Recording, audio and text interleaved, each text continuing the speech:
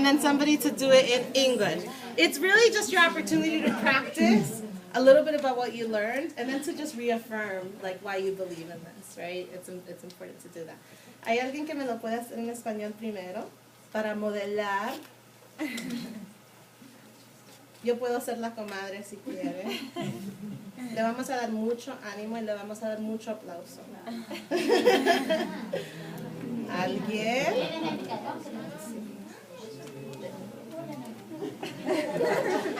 ¿Viene? All right, un aplauso. ¿A dónde estamos? ¿En el City Market? Okay. Ya estoy empujando mi carrito. ¿Está lista? Yeah. Differently being on that spot. Oh, hola. ¿Cómo están? No Bien, te digo. ¿cómo estás? ¿Cómo están tus niños? Bien, gracias. ¿Qué es tu vida? Todo bien, ¿Bien, aquí. tranquila? Sí. Ay, qué bueno. Y cuéntame, ¿has decidido inscribir a tus niños? Pasó, es que en la casa solo hablamos español y ellos necesito que hablen inglés. Pero ¿cómo vas a hacer eso? Los Bueno, sí, importantes- sí vivimos ¿Tú en no los se- Estados tú Unidos. No.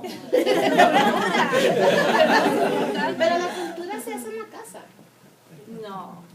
You Pues know, dime. es que es muy importante que nuestros niños, porque es una cosa que lo estén hablando o escuchando, you know, pero es diferente que lo aprendan a escribir y lo puedan leer, Es cierto. you know. I mean, Es cierto, como yo puedo hablar en inglés, me defiendo, Sí. pero no lo puedo escribir. You know, es muy importante, no sé, porque alguna vez en un futuro cuando tenga una oportunidad de trabajo, you know, pueda decir, oh, lo hablo, pero a la hora de la hora no puede ni leerlo. Sí, es cierto. You know, ¿no se escucha de la escuela de Basal, a mí, que tiene ese programa? Sí, bilingüe? es el edificio muy grande que está allá. Sí, pero yo he escuchado que hacen una enseñanza muy buena del 50% you know, de inglés, otro 50% de español. I mean, deberías intentar o averiguarte más porque yo he escuchado que es muy buena. Yo tengo a ella y a mis niñas estudiando. ¿Y te gusta? Sí. Y no, es que siempre en el inglés y el español, ¿cómo lo No, separan? para nada, no se confunden, a menos están pequeños y cuando son pequeños es muy bueno, es más fácil para ellos aprender y diferenciar. Sí. Yo que tú deberías de ver eso, pero yo tengo a las niñas y me traen las tareas y hasta me quedo sorprendida que, bueno, experiencia propia, ¿verdad? Que le traen la tarea, les estoy revisando lo que han avanzado en la semana y yo me quedo sorprendida que you know, les ponen dibujitos, con qué letra empieza you know, esta foto, esta figura y veo que lo resuelve y yo no sabía que ella podía tan fácilmente a mí pueda reconocer las letras con que you know, en español. Sí. Bueno, pues mándame un mensaje cuando tengan algo para escribir. Ya, voy a hacer eso. Okay. Te puedo pasar el teléfono de aquí de la escuela para que puedas comunicarte. Está bueno, pues.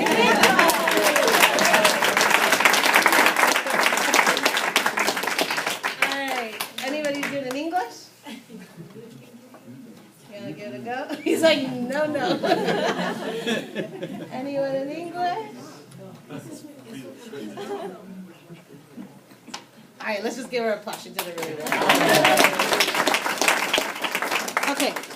I'll do it in English. You'll do it? I can do it in here. Does it matter? No, come on. Give us an applause. In the spirit of being bilingual. Yes. Okay. We're at City Market. Yeah, we're at City Market. Hey! I haven't seen you in so long. How are you doing? They're great. They're really great. Oh my God, that's Yeah, awesome. they go to Basalt. And they Yeah, I love heard about it, Basalt. and- What? It's like, you know, it's only till 4th grade, and what's going to happen at the middle school, and I mean, Well, we don't look at it that way. We Yeah. more look at it like they're just better prepared for the world, and they have a lot of seeds that are really deeply planted, and they can navigate 2 languages really well. and how do So they we're not worried about separate? that. Because I'm really worried. I mean, my daughter's only 8 months, but she's going to be a mathematician. How do they separate? So how do they, I need math to be like all in English. Because, I mean, she's going to go to MIT. I know it. Well, just think of how much stronger her math will be when she's in her non-dominant language and she's trying really hard to find her way through that, and her brain is processing will just be a superpower.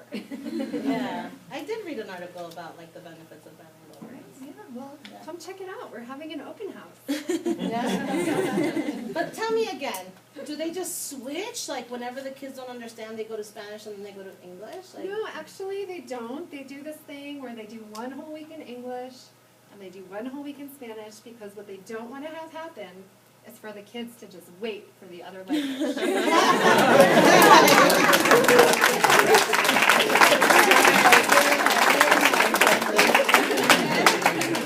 all right. So we're going to talk a little bit about, we're going to spend a little bit of time on understanding what the bilingual brain looks like, okay? So how is it, I want you to think about an iceberg, right? So what you see on top is what you can like see in terms of production, okay? It's called the BES, right? It's basic interpersonal communication skills, right? That's your BES. That takes about 1 to 2 years to develop. That's why students that are new to the country, within a year, within 8 months, can be seen at recess completely communicating, right? That's their recess language. That's their social language. The bottom is your CALP, which is your cognitive academic language, right? This takes 5 to 7 years. So, I mean, I was at Riverview, and they're really, really blessed to have a middle school, right? I have a middle school too. My middle school wasn't added to my program until 40 years in with parent advocacy. They knew this research and said, we actually need more years, right? The community came together, the district agreed, they gave us a new building, and now we have 2 buildings. It's a horrible situation for me, because they are not this close, they're a mile apart, but it's good for kids, right? Because they need that extra year, those extra years. Now, what's important to remember is that this is your typical monolingual person. You don't have monolingual children. You have bilingual children. They have 2 icebergs, okay? Their BES is their social language. Esto es una persona que solo habla un idioma. Una persona bilingüe realmente tiene dos hielos. Uno español, lo que se desarrolla en 1 o 2 años es lo social, del español y del inglés. Y lo de abajo es lo académico. Okay? What's important to remember here is that, let's say we test students, right? And in English, I think here you use the DRA, so they're numbers. Are the DRA numbers? They're letters. DL and dibbles. Okay, dibbles. Are they numbers, dibbles? They're colors. Okay, they're colors. So my school uses TRC and EDL, which is a letter and a number. So my students actually, when somebody asks them, what level reader are you? And then they're like, oh, I'm a C7, right? Because in TRC, in English, they're a C, but in Spanish, they're a 7. They don't see themselves as just Cs or just 7s. My kids say, oh, I'm a S25, right? Because they see themselves as dual icebergs. There are other schools who have numbers, right? So in English, they might be at 8 on grade level, and on Spanish, they might be a 4. That doesn't mean that they are not doing well. They're not an 8 and a 4. They're actually a 12, right? And that actually has a lot more language, right?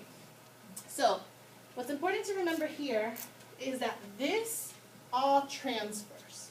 You don't have to learn things twice, which is why you don't have to repeat content in the A week and the B week. If you truly believe in transfer, then it's going to transfer there, right? I'm going to give a Spanish example and an English example. Si usted tiene un niño que llega a la casa, que habla español en la casa, y dice, va a ser de Washington, D.C., porque allí vivo yo, y dice, fíjate mamá que hoy en la casa, hoy en la escuela,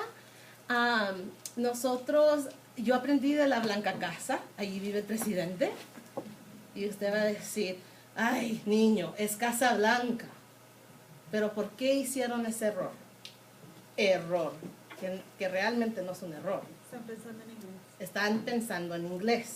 No es error. No le quieren a decir a los niños, así no se dice. En vez diga, ay, qué lindo que estás usando tu iceberg, ¿verdad? Estás usando tu doble iceberg.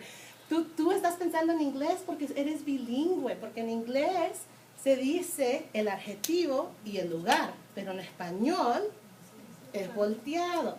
Entonces practiquemos, no es blanca casa, es casa blanca. Repita y lo dice. Eso es tener una mente de crecimiento, ¿verdad? Okay, an English example. You speak English at home, you have an English student, native, and he comes home and he says, this is so funny, because I actually saw this in my classrooms at home. She said, Mom, I told my teacher that all the days you take me to the park. It's not wrong. He was in the bottom of his iceberg and he was thinking in Spanish. Because in Spanish you say, todos los días mi mamá me lleva al parque. Right? So what you want to do to model growth mindset, because these errors are normal and they're not really errors. They're these beautiful moments where their bilingual brains are processing so much information. So what you want to say is, oh my goodness, you said all the days, you did a direct translation. How do you say that in Spanish? Todos los días, all the days. But in English, you actually say, my mom takes me to the park every day, right? Let's practice saying that. It's moments of opportunity. They don't, some researchers don't call it errors. They call it, they call it bilingual approximations. Yes, they call it, Escamilla calls it bilingual approximations. They're using their brains to approximate the best answer, right? So the last thing that I'm going to ask you to do is take a piece of paper, of the blank white paper, put your name, and draw your iceberg first, okay? Let me model for you for a second. So if this were my iceberg, you've already seen me. You've seen me con my comadre. You've seen me, tell people like, oh no, we're not doing that for my child, right? You've seen me talk about academics. You've seen me make mistakes. You've seen me forget some words, right? You've seen my bilingualism in action. So if this were where's my L1? Okay, so my L1 was Spanish. My L1, my social Spanish, when you saw me with my comadre, you would say it's pretty strong? Yeah. ¿Sí? Mi español, con mi comadre, lo social, fuerte? Sí. So I would say pretty shaded. I would leave a tiny part at the top, porque yo no crecí en Latinoamérica, and there are some dichos that I just forget or don't know, ¿verdad? Como hay un dicho que alguien de que trabaja en fierro, tiene algo de madera. ¿Cuál es? Yeah, who knows? Right? I have no idea what that means. Right? Because I wasn't in that, So that's about, I would leave a little bit for those moments where I'm like, ¿y qué significa eso, mamá? ¿Verdad? Okay, in Spanish, in English, what about my social language in English? You think it's pretty strong? Yeah. So it's my L2, been speaking it since I was 5. Pretty strong. I would leave a tiny little spot, because I also don't get idioms in English. I don't get idioms in any language, okay? That's why I don't try to use them. So there's I'll be in a meeting, and I'll say I don't know, you just can't take away from Jacob to feed Sam. And they're like, what? And I'm like, I don't know, just don't throw out the baby carriage in the pool. And they're like, what are you talking about, Maida? Because what's that first idiom?